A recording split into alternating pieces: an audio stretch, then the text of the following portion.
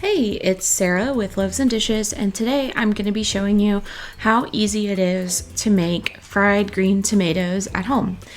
Before we get into today's video, be sure to subscribe to our channel and click the bell icon so that you'll be notified when we upload. So fried green tomatoes are one of my mom's favorite things to get at a restaurant. She gets them every time. So she came up with this super simple fried green tomatoes recipe. So you want to get green tomatoes, and I am pretty sure that a green tomato is just an underripe regular old tomato. You can kind of only get them a certain time of year at the grocery store. It's like a early summer thing that you can get at the grocery store. So I've got 3 green tomatoes, and I'm cutting them into slices, and the slices are pretty thick. They're about 1 inch thick, and you could go a little bit thicker, you could go a little bit thinner, but you don't want to go too thin because then they'll be floppy, and they won't hold up to the breading. The breading won't stick as well, because if the tomato is floppy, you know what I mean? Like if it's flopping around, the breading is not going to stick. So I cut those slices up, and now I'm just laying them out on a paper towel. You can also sprinkle a little salt on top of those to give them a little extra flavor and to get out some more moisture. But you just want to put them on top of a paper towel, cover them with a paper towel, give them a good pat, and let them sit out and get a little bit dry.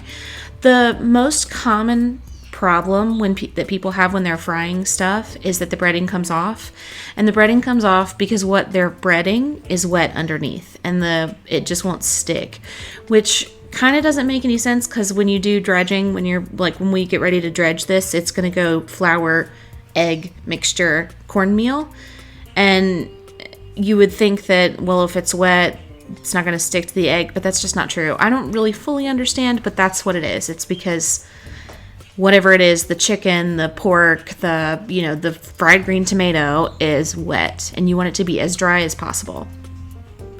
Now, that being said, you're not going to get a tomato as dry as possible is what you're looking for. Okay, so I've got 3 bowls. I have cornmeal and some seasonings in one bowl. In my middle bowl, I've got 2 eggs. If you have one really big egg, you really only need 1.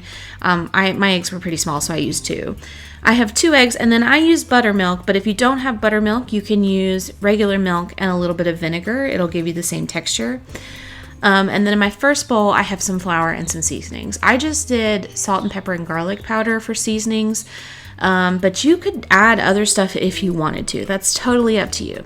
So I dip my tomato slice in the flour. I want to make sure that it's coated really, really well in the flour.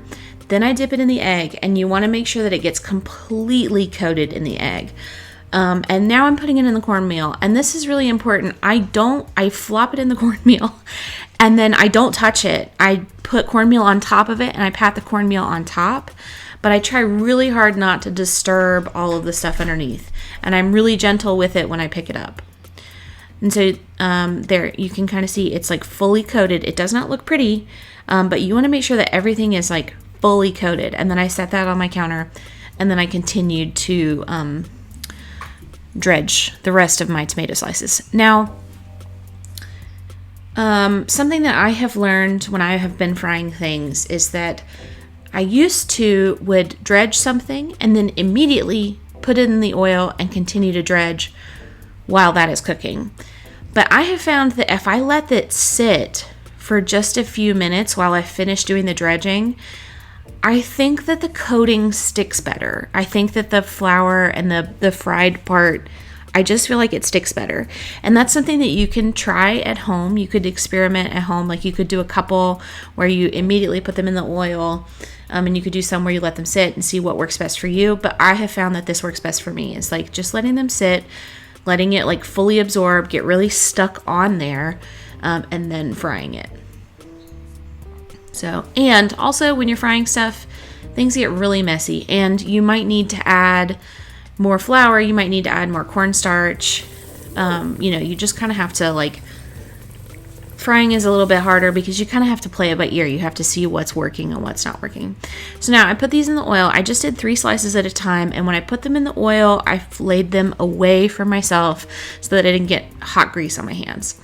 If you wanted more flavor in your oil, you should add some bacon grease. I didn't have any bacon grease, so I just left it out. I'm just using vegetable oil. But bacon grease would add a ton of flavor. So the other problem that I have really had in the past with frying things is I like to mess with stuff when it's cooking. Like, I want to check on it. I want to see what's happening. You have to leave it alone. So that's why, like, I just walked away. You just have to walk away. You can't mess with it. You just got to leave it alone. So I let those cook for a couple of minutes. I'm walking away again. I'm doing other things in the kitchen while this is doing so that I'm not messing with those. And you just want to let them cook until they're golden brown. You want to take them out. Like, I'm looking at them, I'm like, okay, they're getting pretty done. Once you take them out, they're going to continue to darken up in color by a few shades, like 1 to 2 shades. So you don't want to wait too long. Like, you don't want to wait for them to get to the right color while you're frying them. You want to take them out just a little bit ahead. And you want to do small batches. I did 3 at a time. I think it was 3 rounds because I had about 3 slices per tomato every time. But you want to do small batches. It's going to work better. I ran out of things to do, so I'm just staring at them, trying really hard not to mess with them. And I had to walk away because it is really hard for me to not mess with them.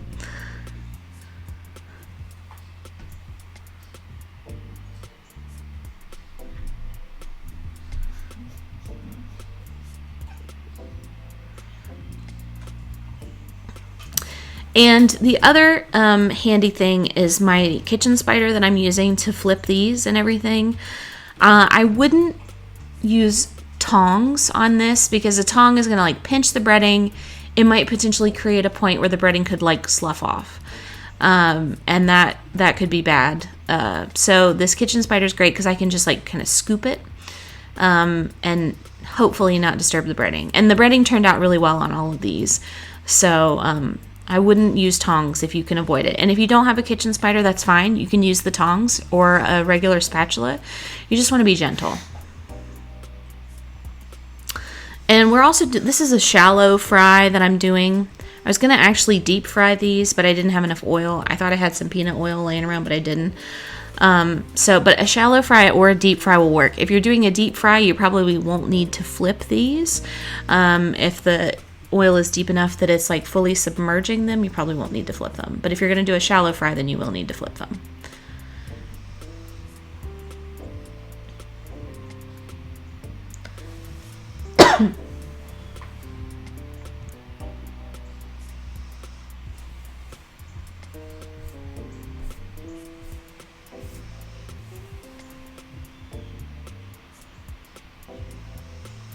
And once you pull them out of the oil, you just want to give them a little extra sprinkle of salt while they're still a little bit wet from the oil, and the salt will stick really well.